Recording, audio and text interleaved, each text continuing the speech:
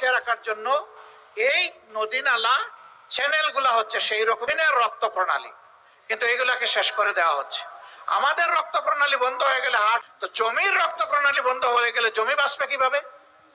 এই নিয়ে কোনো গবেষক নাই, বরঞ্চ নদী শুধু ভরে যাচ্ছে না, সেই নদী দখল করে। কারা করছে?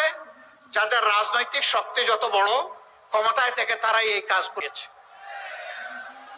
এই সমস্ত আবর্জনা সমাজ থেকে দূর করতে হবে ইনশাআল্লাহ। 3 নম্বর ইন্ডাস্ট্রি হচ্ছে অ্যাগ্রো ইন্ডাস্ট্রি, কৃষিজ শিল্প। যে নদীতে আমাদের পানি আছে, সমুদ্রে প্রাণী আছে, এই সমস্ত পানিকে তার উৎকর্ষ দান করে এই দেশকে এগিয়ে নিতে হবে। এই নিয়ে কার কি চিন্তা আছে? 54 রাজনীতির ধান্দা, গদিতে কিভাবে যাব, এখন গদিতে আছি, মেরে কুটে অবৈধ বেশি শক্তির বিনিময়ে আগামীতে কিভাবে আবার ক্ষমতায় আসব, রাজনীতির এইটা ধান্দা। জামাতে ইসলামী এই ধান্দাকে ঘৃণা করে। যারা মানুষকে অন্য মনে করে আমরা তাদেরকে ঘৃণা করি।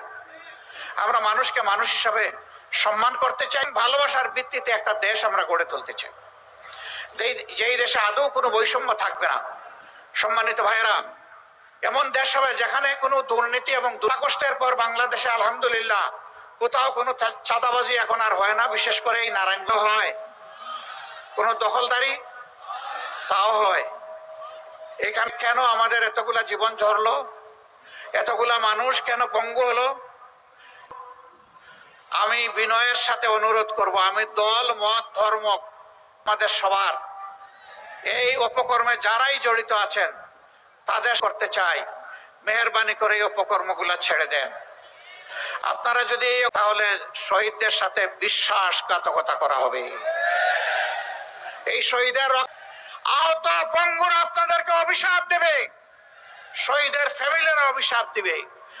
অপকর্মের জন্য আল্লাহর আরশ থেকে আপনাদের জন্য অভিশাপ আরোপিত হবে।